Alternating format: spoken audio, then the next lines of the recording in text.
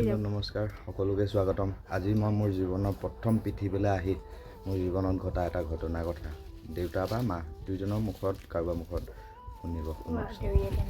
মই প্ৰথম জন্ম হৈয়ে যি কাহিনীটো হৈছিলে সেইটো মই যে জন্ম হৈ পেলাই যে নাই বুলি এৰি দিছিলে বা সেই ডক্টৰজনে যে ধৰি লওক কেনেকৈ কি কৰিছিলে, কেনেকৈ মই পৃথিৱীত এতিয়া বৰ্তমান জিন্দা আছোঁ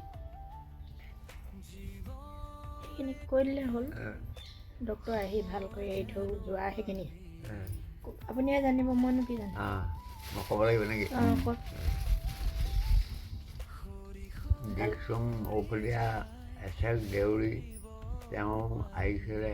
আহোঁতে এনেকুৱা হৈছিলে যে প্ৰসৱসকলৰ সময়ত আমাৰ এই পোৱালিটোৰ মাকো বয়স যথেষ্টই হ'ল। বুঢ়ী দেহত এনেকুৱা নকৰিবা, ভালকৈ থাকা বুলি পেলাই ল'ৰাটি প্ৰসৱ হ'ল। প্ৰসৱ হোৱাৰ পাছত তেওঁৰ মাত কথা নাই, ওপৰলৈ ভৰিকেইটা কৰি 3বাৰমান ঢকিয়াই চাইছে।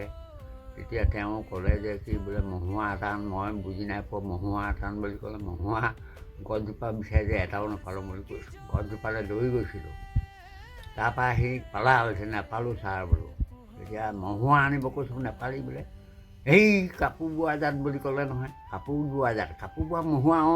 তেতিয়া এটা বৰ ভৰ্তি সূতা হেৰিত লৈ থৈ দিয়া সেনেকুৱা এটা। এইটো নহয়, বস্তুটো হয় কিন্তু এইটো নহয়, খালীটো আন বুলি ক'লে। খালীটো নিদিলোঁ, নি পেলাই তেওঁ ক'লে এইটো বস্তু লৈ পেলাই তুমি এনেকৈ কৰিবা, এইফালে এইটো নাকত ফুকিবা, এইটো নাকত ফুকিবা বুলি কথাটো ক'লে। তেওঁ এদিন লগ পালে, পাই পেলাই কৈছে যে মই ঐ কোলাগুটি বুলি কৈছে, এইফালে আহচোন। ল'ৰাটো কেনেকুৱা হ'ল? ল'ৰাটো ভাল হ'ল ছাৰ বোলো। কি এনেকৈ কৈ দিম? মই বোলো যেনেকৈ কৈছিলে আপুনি সেইভাগে কৰিলোঁ বুলি কৈছোঁ। এতিয়া ভাল হ'ল। এতিয়া ল'ৰাটোৱে 22-23 বছৰ হ'লগৈ আৰু এতিয়া ডেকাই হ'ল।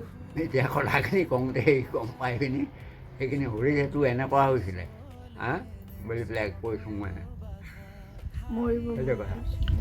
তো মোৰ জীৱনৰ কাহিনী সেনেকুৱা জন্ম হৈয়ে, আৰু বহুত ঘাত প্ৰতিঘাত থাকে মানুহৰ। তো তেনেকৈ ডাঙৰ দীঘল হৈছোঁ। দুখনো কাৰ নাই বা সুখনো কাৰ নাই। দুখ সুখেই জীৱন, দুখ সুখ নহ'লে জীৱনটোৰ একো অৰ্থ নাই, ভেলু নাই।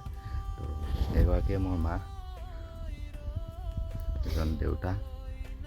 বৰ্তমান জুই ফুৱাই আছিলোঁ, এনেকৈ আৰু ঘপককৈ কথাটো মনত পৰিলে সুধি দিলোঁ। তাকে বোলো ভিডিঅ' এটা কৰি আপোনালোকক দেখাওঁ। বাৰু ইমানখিনিতে সমাপ্ত কৰি দিছোঁ।